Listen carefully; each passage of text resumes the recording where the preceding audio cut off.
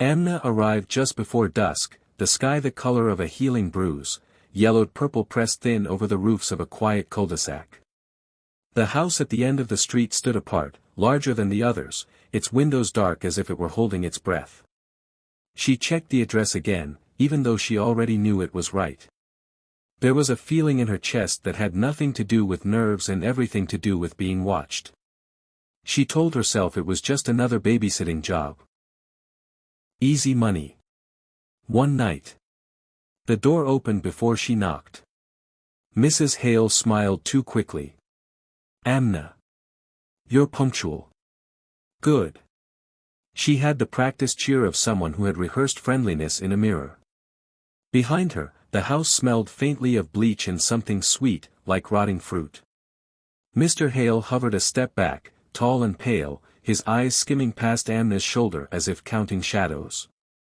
Thank you for coming on short notice, he said. We'll be gone until morning.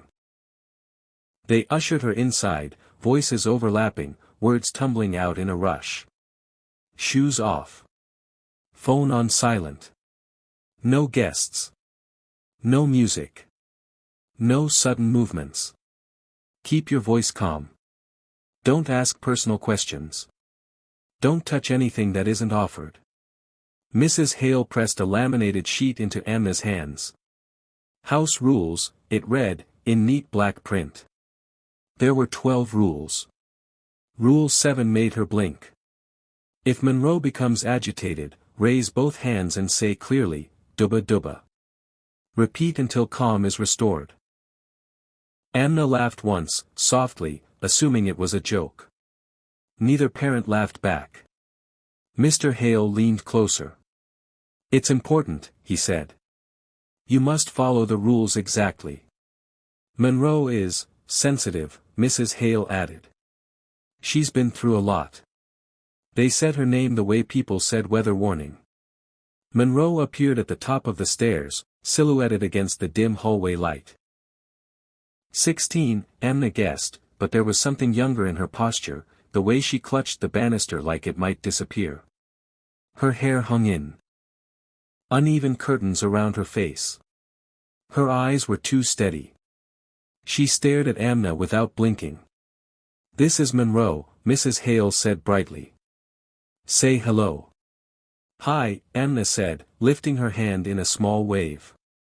Monroe tilted her head. Slowly. Like a bird deciding whether something was food or threat. You talk loud, she said. I'm sorry, Amna replied, immediately lowering her voice. I can be quieter. Monroe smiled. It was a sharp, private thing, gone as fast as it came. The parents left within minutes, coats already on, instructions repeated with frantic precision. The front door closed with a sound that felt final, the lock clicking like punctuation. Silence flooded the house. Amna exhaled. Okay, she said gently. How about we? A camera word. She froze. It was small, tucked into the corner of the living room ceiling, a black glass eye angled directly at her. She noticed another in the hallway. Another by the stairs. Red lights blinked on, one by one. Monroe watched her reaction closely. They record everything, she said. Even when you sleep. I won't be sleeping, Amna said, forcing a smile. I'm here for you. For me, Monroe repeated, tasting the words. That's funny. They sat on opposite ends of the couch. The television stayed off. Monroe didn't look at it anyway. She looked at Amna. Studied her. Counted her breaths. So, Amna ventured. What do you like to do? Monroe's fingers tapped against her knee. Tap. Tap. Tap. Too rhythmic to be nervous. I like rules, she said. Rules keep things from leaking. Leaking? Monroe's eyes flicked to the ceiling. To the cameras. You'll see. Minutes stretched. Then more.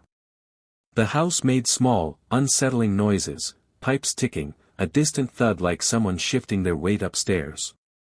Amna told herself it was an old house settling, even though the Hales had said it was newly renovated. Monroe stood abruptly. Amna startled. Her heart jumped. Everything okay? Monroe stepped closer. Too close. She smelled like metal and soap. Say it. Say what? Monroe's smile returned, slow and deliberate. The words. Understanding clicked, cold and unwelcome. Amna raised her hands, palms out, feeling ridiculous. "Dooba dooba," she said.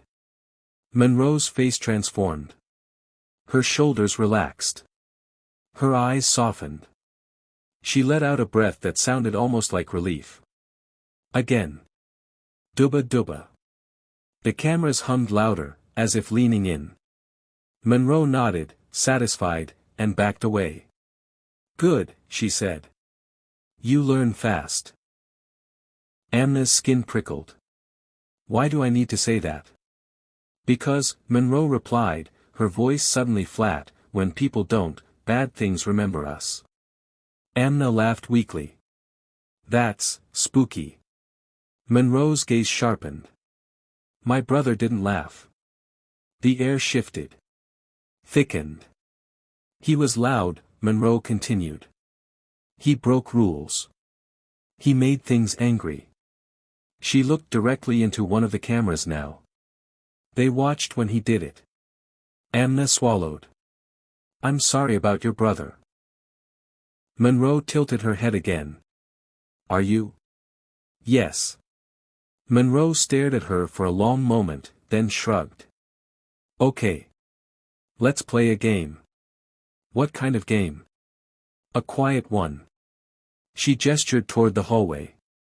"Follow me. And don't step on the dark parts."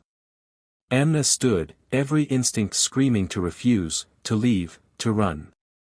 But the rules echoed in her mind. The cameras blinked patiently. She followed Monroe into the hallway, careful where she placed her feet, wondering when the house had started to feel less like a building and more like a mouth. Behind them, the front door lock clicked again. No one had touched it. The hallway was longer than it should have been.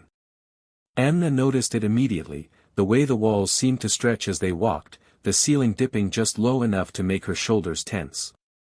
The lights were on, but dim to a sickly yellow that left pockets of shadow clinging to the corners of the floor. Monroe walked ahead barefoot, stepping with absolute confidence, her feet landing only on the pale strips of carpet between the shadows. "Don't step on the dark parts," Monroe reminded her softly. Amna nodded, eyes fixed downward. The shadows weren't random. They pooled in long, finger-like shapes, as if reaching. When she accidentally brushed one with the tip of her shoe, a chill shot up her leg, sharp and electric, like static biting skin. She pulled her foot back with a gasp. Monroe stopped. Slowly, she turned around. The cameras followed them. Amna could hear the faint mechanical whine as lenses adjusted, tracking every movement. Red dots glowed from the corners of the ceiling like infected eyes. "You almost broke a rule," Monroe said. I'm sorry," Amna whispered. Her hands rose instinctively. "Dooba dooba." Monroe watched her closely, head tilted, evaluating. The silence stretched so thin it felt like it might snap. Finally, Monroe smiled. "Good catch." They reached a door at the end of the hallway. It was painted white, but the paint was scratched and peeling around the handle, as though someone had tried to claw their way out. Monroe placed her palm flat against it. "This is my brother's room," she said. Amna's stomach tightened. "You don't have to show me if you don't want to." Monroe's fingers curled. "I want to." The door opened. The room was spotless. Too spotless. The bed was made with military precision, the blanket pulled tight enough to look uncomfortable.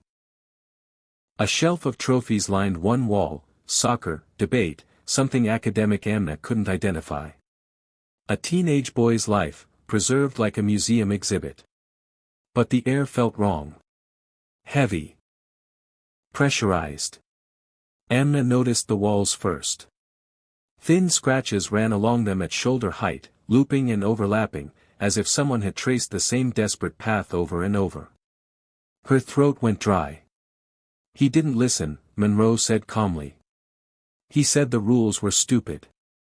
I'm sure he didn't mean. He laughed when Mom said the words, Monroe interrupted. He made fun of me for saying them. The temperature dropped. Amna's breath fogged faintly. What words? Amna asked, though she already knew. Monroe turned toward her, eyes reflecting the camera's red light. Dooba dooba. The words landed heavier here, soaked into the walls. What happened to him? Amna asked gently. Monroe walked to the far corner of the room and pointed to the ceiling. There was a camera there too, newer than the others, its casing stark white against the yellowed paint. They watched, Monroe said. They always watch. He didn't believe me when I said the house doesn't like noise. Or anger. Or people who don't follow rules. Amna's chest felt tight. The house doesn't like it? Monroe nodded. It gets hungry. A low sound creaked through the walls, like wood bending under pressure. Somewhere above them, something shifted. Not footsteps, more like weight being dragged slowly across the ceiling. Amna's heart pounded. Monroe, she said carefully, maybe we should go back downstairs. Monroe smiled again, wider this time. Proud. You hear it. Hear what? The remembering. The lights flickered. Just once. Long enough to plunge the room into darkness before snapping back on. Amna flinched. Her hands flew up. Dooba dooba, she whispered, over and over. The sound in the ceiling softened, retreating like a tide pulling back from shore. Monroe sighed contentedly. See. It listens. They left the room, Monroe closing the door with reverence. As they walked back down the hallway, Amna felt it, something behind her. Not footsteps. Awareness. The sensation of being followed by something that didn't need legs. Back in the living room, Monroe sat cross-legged on the floor, directly beneath a camera. She patted the carpet in front of her. Sit. Amna hesitated, then obeyed. We're going to practice, Monroe said. Practice what? Staying safe. Monroe clapped her hands once. The sound cracked through the room like a gunshot. Amna screamed before she could stop herself. The house responded. The walls groaned. The lights dimmed. A deep, vibrating hum filled the air, resonating in Amna's bones, rattling her teeth. The cameras whirred wildly, trying to focus as shadows spilled unnaturally across the floor, stretching toward them. Monroe's expression hardened. Wrong, she snapped. You didn't say it fast enough. Amna's vision blurred with tears. She raised her hands, shaking. Dooba dooba. Dooba dooba. The hum faltered. The shadows recoiled, snapping back like burned skin. Silence fell again, heavier than before. Monroe leaned forward, her face inches from Amna's. Her eyes were bright with something close to joy. If you mess up again, she said softly, it won't stop next time. Amna nodded, sobbing quietly, fully aware now that the rules weren't to protect Monroe. They were to protect her. And the house was getting impatient. Amna did not stand up right away. Her legs felt hollow, like the bones had been scooped out and replaced with cold air. The carpet beneath her palms vibrated faintly, as if something deep inside the house was still settling, disappointed. Monroe watched her from above, head cocked, studying the aftershocks on Amna's face the way a child watched ripples after throwing a stone into water. You scream loud, Monroe said. Not accusing. Observational. I didn't mean to, Amna whispered. Her throat burned. It was an accident. Monroe frowned. Accidents are dangerous. She rose and walked toward the kitchen without waiting, bare feet silent. Amna forced herself up and followed, every step careful, controlled, terrified of making the wrong sound. The kitchen lights flicked on automatically, too bright, exposing stainless steel counters and a spotless sink that reflected her pale, shaking face back at her. The cameras were here too. 3 of them. Monroe climbed onto a stool and opened a cabinet. Inside were no snacks, no cereal, no plates. Just a small monitor. She turned it on. The screen split into multiple feeds, every room in the house, every hallway, every corner. Amna saw herself standing there from 3 different angles, her fear magnified, unavoidable. They like to review, Monroe said, tapping the screen. After. Who is they? Amna asked before she could stop herself. Monroe's eyes flicked up sharply. The house creaked. Amna's hands flew up. Dooba dooba, she whispered, faster this time, desperate. The creak softened, melting back into silence. Monroe watched with approval. Good reflex. She pressed a button. One of the feeds enlarged, filling the screen. It showed a teenage boy standing in the living room. Taller than Monroe. Older. Alive. Amna's breath caught. Is that my brother? Monroe said. The video timestamp glowed in the corner. 11:47 p.m. The boy laughed on screen, shoving the camera playfully. Mom's losing it, he said. You hear this crap? Say the magic words. Amna felt sick. The video jumped. The boy was shouting now. Angry. Pacing. The sound spiked, distorting the speakers. The lights in the video flickered violently. Stop filming me, he yelled. In the background, Monroe, smaller, quieter, stood with her hands raised. Dooba dooba, she whispered on screen. Please. The house noise bled through the speakers even now, a low animal groan that made Amna's skin crawl. Then the shadows moved. They didn't rush. They slid. Slow, deliberate, peeling themselves off the corners of the room and stretching toward the boy's feet. He noticed too late. What the hell is that? He shouted.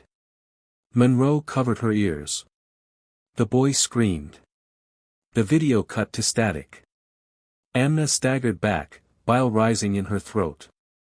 Turn it off, she pleaded. Please. Monroe did not. Another feed expanded. The basement. Amna hadn't seen the basement yet. The camera angle was low, pointed at a concrete floor stained darker in places that looked like old spills. The walls pulsed faintly, as if breathing. Something was hanging just out of frame, swaying gently. Is that where? Amna couldn't finish. Monroe nodded. It keeps what it likes. The monitor clicked off. The kitchen felt suddenly too small. The walls pressed inward, cabinets creaking softly, eager. Amna backed toward the doorway, pulse roaring in her ears. I can't do this, she said, voice cracking. I'm not trained for, whatever this is. I need to call your parents. Monroe's smile vanished. No phones, she said. I have to. Monroe slammed her hand down on the counter. The sound echoed unnaturally loud. Every light in the house dimmed at once. The hum returned, deeper now, closer, vibrating through Amna's ribs like a warning growl. The shadows along the floor thickened, spreading faster than before, creeping up the cabinets, licking at the edges of the walls. Monroe's eyes widened, not with fear, but excitement. You made it mad, she whispered. I'm sorry, Amna sobbed, raising her hands. Dooba dooba. Dooba dooba. Dooba dooba. The shadows slowed. Hesitated. But they didn't fully retreat. Monroe's smile twitched. You waited too long. Something thumped upstairs. Heavy. Purposeful. The camera feeds flickered back on by themselves. Every screen showed the same thing now, the hallway outside Monroe's brother's room. The door was open. Darkness spilled out, thicker than shadow, folding over itself like wet cloth. It dragged across the floor, inch by inch, toward the stairs. Amna shook violently. Monroe, she begged. Help me. Please. Monroe stepped closer, lowering her voice to a whisper. I can't stop it. I can only redirect it. Redirect it to where? Monroe looked at the cameras. Then at Amna. To who? The hum intensified. The darkness reached the top of the stairs. Monroe raised her hands calmly. Say it with me, she instructed. Loud. Clear. Amna swallowed hard, tears streaming. Dooba dooba. Monroe didn't repeat it. She smiled. The darkness surged forward. And for the first time, the cameras zoomed in on Amna's face, as if the house had finally decided she was worth remembering. The darkness did not rush Amna. It considered her. It hovered at the top of the stairs like a thinking thing, folding and unfolding, testing the air with slow, deliberate movements. The hum deepened into something almost rhythmic, like breathing through a throat that wasn't meant for lungs. Monroe lowered her hands. Amna noticed immediately. No, Amna whispered, panic exploding in her chest. Her arms stayed raised, muscles screaming. Dooba dooba. Dooba dooba. Her voice cracked, frayed at the edges. The shadows paused. They rippled, uncertain, like a beast distracted by a sound it half recognized. Monroe stepped closer, close enough that Amna could smell her breath, clean, sterile, like hospital soap. You're saying it wrong now, she murmured. It knows when you're scared. I am scared, Amna sobbed. Please. Help me. Monroe's face softened. For a brief, terrifying second, she looked like a child again. 16. Thin. Alone. Then the cameras whirred louder. Monroe straightened. You broke a big rule, she said calmly. You asked to leave. The darkness flowed down the stairs. It didn't slide anymore. It walked, rising higher with each step, shaping itself around invisible bones. The temperature dropped so fast Amna's teeth began to chatter. The lights burst one by one, popping softly, plunging sections of the house into darkness. Run, Monroe said suddenly. Amna didn't question it. She bolted down the hallway, feet barely touching the ground, lungs burning. The shadows chased her reflection in the polished floor, stretching too long, too fast. Doors slammed shut as she passed them, locked, the house sealing itself in anticipation. She reached the end of the hall. A door stood open. The basement. I didn't say there, Monroe called from behind her, laughter threading her voice now. But the house did. A force shoved Amna from behind. She fell. The stairs were concrete, narrow, unforgiving. Her shoulder struck first, then her hip, then her head. The world spun. Pain blooming white-hot behind her eyes. She screamed. And immediately regretted it. The darkness poured down after her, flooding the stairwell, sealing the door above with a wet, final thud. The basement lights flickered on. Amna lay gasping at the bottom of the stairs, every nerve screaming. The room was larger than she'd expected. Too large. The concrete walls bowed outward slightly, as if pushed from the inside. Dark stains marbled the floor in looping patterns that felt intentional. The air smelled metallic. Old. Used. Cameras lined the ceiling here too. More than anywhere else. All angled downward. Watching. You're in the punishment room, Monroe's voice echoed from a speaker somewhere above. Calm. Clear. Broadcast. This is where the house teaches. Amna dragged herself backward, palms slipping on the cold floor. I followed the rules, she cried. I said the words. Yes, Monroe replied. But you didn't believe them. Something shifted behind Amna. She turned slowly. In the far corner, a shape hung from the ceiling by thick, black tendrils that pulsed like veins. It was tall. Human-shaped. Twisted. Its head lolled at an unnatural angle. Her brother. What was left of him? His mouth was open, frozen in a scream that had never ended. His shadow pooled beneath him, spreading and retracting, tethered to the floor like a living thing. Amna gagged. I told him too, Monroe continued, voice almost fond. I told him exactly what would happen. The shadow beneath the hanging body detached. It moved on its own. Amna screamed again, scrambling to her feet, backing into the wall.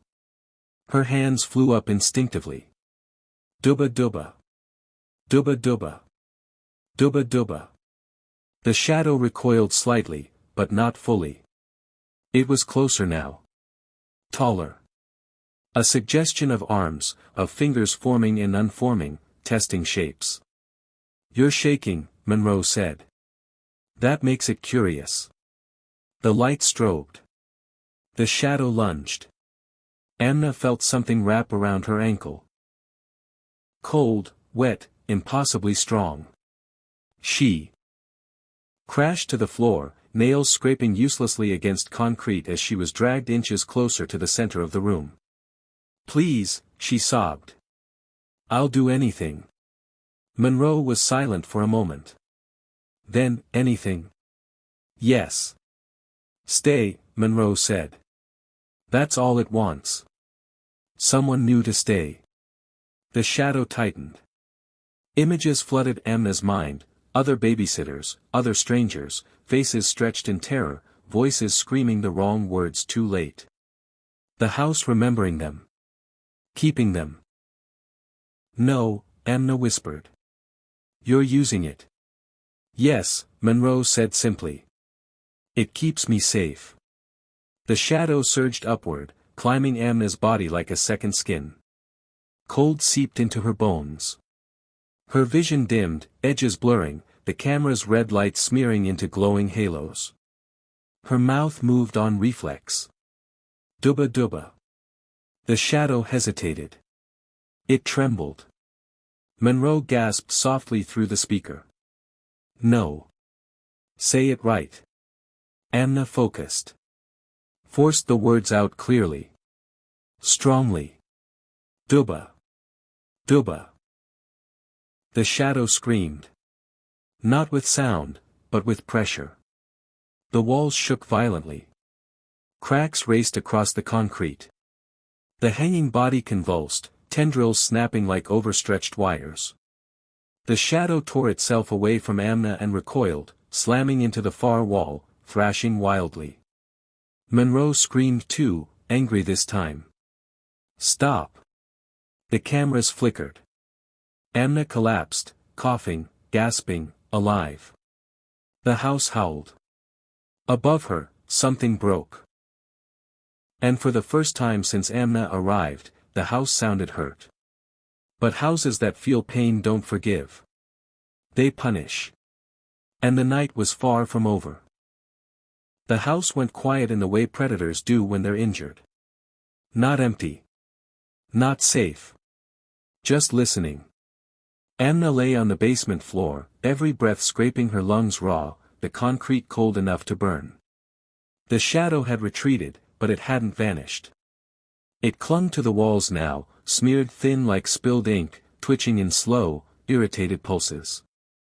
Cracks zigzagged across the concrete, seeping darkness that didn't belong to the room. Above her, the cameras blinked erratically. Red. Off. Red. Off. She pushed herself upright, ignoring the fire in her shoulder. The hanging body in the corner swayed gently, tendrils creaking like old ropes. She couldn't look at it for long without feeling something inside her loosen, unravel. "Monroe," she croaked. No answer. The speaker crackled once, then fell silent. That scared her more than Monroe's voice ever had. Amna staggered toward the stairs. The door at the top was still sealed, but something had changed. The darkness coating it was thinner now, patchy, like scabbed-over wounds. She pressed her palm against the door. It was warm. The house shuddered. A sound rolled through the walls, low, furious, confused. The hum was back, but broken, uneven, like a heartbeat skipping beats. "You don't like that," Amna whispered. Her voice echoed strangely, as if the house were repeating it to itself. She raised her hands slowly. Carefully. "Dooba dooba." The darkness along the walls twitched. Encouraged, Amna repeated it. Louder. Firmer. "Dooba dooba." The door creaked. Upstairs, something crashed. Amna flinched, heart hammering. She didn't stop speaking. She couldn't. The words were the only thing keeping the house at bay now, and she could feel it, feel the way the sound scraped against the structure, irritated it, forced it to respond. The door jerked open. Amna climbed the stairs on shaking legs, emerging into the hallway. The lights were out. Emergency glow strips along the baseboards cast everything in sickly blue shadows. The dark patches on the floor writhed weakly, avoiding her feet now. That was new. "Monroe," she called softly. A camera snapped to face her. Then another. Then all of them. The hallway monitors flickered to life at the far end, stacked screens glowing. Amna approached slowly. Her own face stared back at her from a dozen angles, sweaty, pale, eyes too bright with fear. Then the feed switched. Monroe's bedroom. Monroe sat on the bed, knees drawn to her chest, rocking slightly. For the first time, she looked small. Young. Her hair clung to her damp forehead, and her eyes darted to the corners of the room, tracking movement only she could see. "They're mad," Monroe whispered to the cameras. "You weren't supposed to hurt it." Amna's stomach dropped. "Monroe, listen to me," she said, stepping closer to the screen. "The house isn't protecting you. It's using you." Monroe laughed, a brittle, broken sound. "You don't understand. It stopped them from leaving me." "Who?" "Everyone," Monroe snapped. "Babysitters. Therapists. My brother." Her voice wavered on the last word. "It made them stay." The lights in Monroe's room flickered violently. The shadows there were thicker, more aggressive, crawling up the walls toward the bed. Monroe whimpered, shrinking back. "It's angry," she said. "It's never been angry at me before." Amna felt something cold settle in her chest. "Because it doesn't need you anymore." The house groaned, deep and furious, as if it had hurt her. The screen shook. The shadows surged toward Monroe, faster now, ignoring the rules they had followed for years. Monroe screamed. "Dooba dooba. Dooba dooba." Nothing happened. Her eyes widened in terror. Amna realized then, the words weren't a shield. They were a leash. And the house had slipped it. "Monroe," Amna shouted, voice breaking. "You have to leave the room." "I can't." Monroe sobbed. The doors locked. The shadows wrapped around the bedposts, snapping wood like brittle bones. The ceiling camera dropped, hanging by. Wires, swinging wildly. Amna ran. She followed the hallway, ignoring the dark patches that shrank away from her now, racing toward Monroe's room. The house fought her every step, doors slamming, walls creaking inward, the floor buckling under her feet, but she didn't stop saying the words. Dooba dooba. Dooba dooba. Dooba dooba. The door to Monroe's room burst open under her shoulder. The darkness exploded outward. It slammed into Amna like a wall of ice, hurling her backward. She hit the floor hard, air torn from her lungs. The shadow surged past her, racing down the hallway, flooding toward the basement, toward the place it had been hurt. Abandoning Monroe. The room fell silent. Monroe lay curled on the bed, sobbing, untouched. The cameras froze. Amna dragged herself upright, dizzy, vision swimming. She looked at Monroe, really looked at her. Not the monster. Not the mastermind. Just a traumatized girl who had learned to survive by feeding something worse. It's going to come back, Monroe whispered. It always does. Amna nodded slowly. Then we don't let it choose anymore. The house shuddered again, deeper this time, angrier. From below, the basement screamed. The house had learned something new. And it was done being controlled. The scream from the basement didn't fade. It cycled. Like a recording stuck on repeat, rising, breaking, restarting, each time closer, clearer, more deliberate. The walls vibrated with it. Dust sifted from the ceiling in thin, steady streams. The house was no longer confused. It was deciding. Amna slammed Monroe's bedroom door shut and dragged a dresser in front of it, muscles screaming in protest. The wood groaned as if resisting her, as if the house didn't like being rearranged. Monroe sat on the bed, rocking again, hands over her ears.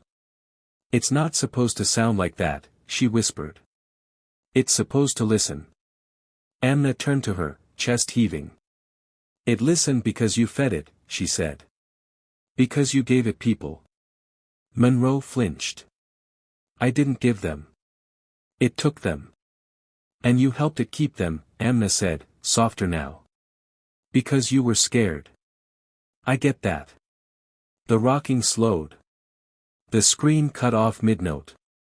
Silence fell so abruptly Amna's ears rang. Then. Thunk. Something struck the basement ceiling. Once. Twice.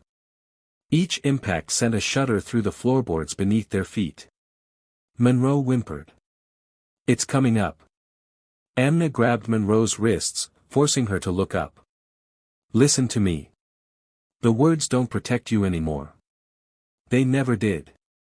Monroe's eyes brimmed with tears. Then why did they work? Because the house believed they mattered, Amna said. And now it knows better. The hallway cameras snapped back to life. Every screen showed the basement stairs. The darkness climbed slowly, deliberately, as if savoring the distance. It wasn't shapeless anymore. It carried weight. Massachusetts. A warped imitation of a body pulling itself upward with jerking, uneven motions. Something dragged behind it. Amna's stomach turned as a familiar shape came into view, the hanging body from the basement, no longer hanging. It was being carried, limbs bending in ways they shouldn't, shadow stitching flesh to floor. Monroe screamed. The house answered. Doors throughout the house slammed open and shut in a frenzy. The light strobed violently. The air thickened, pressing in on Amna's chest until every breath felt borrowed. It wants you to see, Amna realized aloud. It wants witnesses. The cameras zoomed. The darkness reached the top of the stairs. Monroe collapsed off the bed, crawling backward until she hit the wall. I didn't mean for it to learn, she sobbed. I just wanted it to stop hurting me. Amna swallowed hard. The truth was clawing its way up now, undeniable. It didn't stop, she said. It just chose different targets. The thing at the top of the stairs lifted its head. It had a face now. Not a real one, an impression pressed into shadow. A suggestion of eyes. A mouth pulled too wide, too eager. It tilted its head in the same way Monroe always did. Learning. Mimicking. The house creaked with approval. Amna felt it then, a subtle shift inside her chest. The realization that the house wasn't bound to words or rules. It was bound to attention. "You like being watched," she whispered. The thing stilled. The cameras hummed louder. "You need people to see you," Amna continued, heart pounding. "That's why you keep the cameras. That's why you record. That's why you didn't kill me right away." The shadow twitched. Monroe stared at Amna in disbelief. "What are you doing?" "Talking to it," Amna said. "Not with fear." The thing took one step forward. Amna stepped forward too. "Amna, no!" Monroe cried. Amna raised her hands, but not in surrender. "Not in the old way." "Dooba dooba," she said quietly. The thing laughed. The sound came from the walls, the floor, the ceiling, all at once. Amna's heart sank. She swallowed and tried again, changing her tone. "Dooba dooba," she said, flat, empty, meaningless. Nothing happened. She nodded slowly. "Yeah. I thought so." The thing lunged. Amna grabbed the nearest object, a floor lamp, and smashed it into the camera above the door. Sparks flew. The feed cut. The house shrieked. Every camera in the hallway began to flicker, scrambling wildly as if trying to compensate. The shadow stumbled, jerking back, its shape warping violently. "It doesn't like that," Monroe gasped. "It needs to be seen," Amna shouted. "That's what keeps it solid." She ripped another camera from the wall, smashing it against the floor. Glass shattered. Wires sparked. The thing screamed, not in rage this time, but panic. The house shook violently, walls cracking, ceiling bowing inward as if the structure itself were screaming in protest. The darkness thinned, tearing at itself, losing cohesion. Monroe stared at the chaos, eyes wide. "All this time. I thought the words were power." Amna smashed another camera. The power was looking away. The thing surged forward again, desperate now, dragging its stolen body behind it like bait. Amna hesitated, just for a second. The house took advantage. The floor buckled beneath her feet, dropping her hard. The shadow slammed into her, cold and crushing, flooding her senses with screaming images, faces, names, nights trapped in endless watching. Monroe's voice cut through the noise. "Amna." Hands grabbed Amna's arms, real hands, and pulled. Monroe dragged her backward as Amna screamed, thrashing, vision blurring.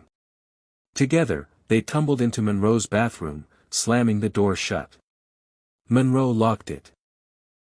They panted in the dark, bodies shaking, the sound of the house raging just beyond the door. The mirror above the sink flickered. A face pressed against it from the other side. Watching. Waiting. And somewhere deep in the walls, the house adjusted its strategy. Because it had learned something worse than anger. It had learned fear didn't matter. Only attention did. The bathroom light flickered once, then died. Darkness swallowed them whole. Amna and Monroe stood pressed together, breath loud in the small space, the air thick with mildew and panic. The mirror across from them was no longer reflective. It was black. Deep. Moving. As if something behind it was shifting its weight, trying to find the weakest point to push through. A handprint appeared on the glass. From the inside. Monroe let out a broken sob. It's never come this close before. Amna forced herself to breathe. Slow. Controlled. Panic was noise. Noise fed it. She reached behind her blindly until her fingers found the sink and gripped it hard. "Listen to me," Amna whispered. "It's not the house. Monroe shook her head violently. It is. It always was. No, Amna said, staring at the moving darkness in the mirror. The house is just the body. The handprint slid downward, dragging like wet skin on glass. It's the watching, Amna continued. The attention. The remembering. That's what it is. The mirror bulged outward. The door behind them rattled violently as something slammed against it, once, twice, testing. The sound wasn't random anymore. It was measured. Strategic. Learning. Monroe slid down the wall, hugging her knees. If we stop looking, it kills us. If we keep looking, Amna said softly, it never lets us leave. The truth settled between them, heavy and final. The mirror cracked. A thin fracture spread across it like a spiderweb, leaking darkness that dripped upward instead of down. A face pressed forward, not fully formed, just an impression, like something wearing the idea of a face. Its mouth stretched wider than possible, opening in a silent demand. See me. The cameras outside the bathroom screamed back to life, their hum bleeding through the walls. Amna could feel them swiveling, desperate to reclaim focus. They're still recording, Monroe whispered. Even now. Amna closed her eyes. The thing in the mirror shrieked.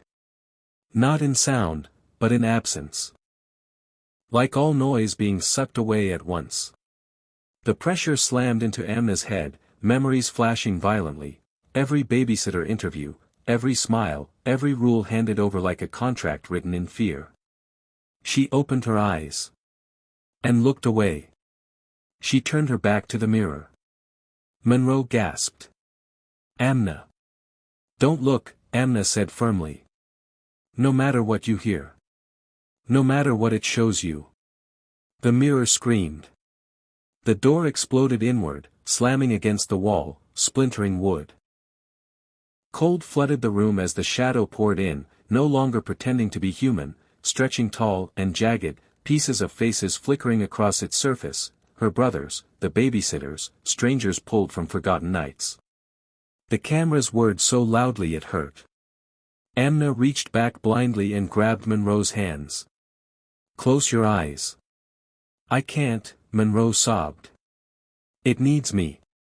It only needs you to look, Amna said. You don't owe it that. The shadow lunged. The mirror shattered. Glass exploded outward, clattering across the tile, but where the mirror had been was not a wall. It was a room. A vast, black space filled with floating red lights, camera lenses, thousands of them, all pointed inward, all recording nothing but themselves. The shadow recoiled, screeching silently, its shape tearing apart as the lenses blinked off one by one. The house began to collapse. Walls cracked. The ceiling caved inward. The cameras sparked, falling like dying insects, their red lights blinking out as they hit the floor. The shadow thrashed, unraveling, pulled backward into the mirror room as if caught in a vacuum. Its stolen faces peeled away, screaming without sound, vanishing into darkness. Monroe screamed too, but not in terror. In release. Amna felt the pull at her chest, at her memories, at her name.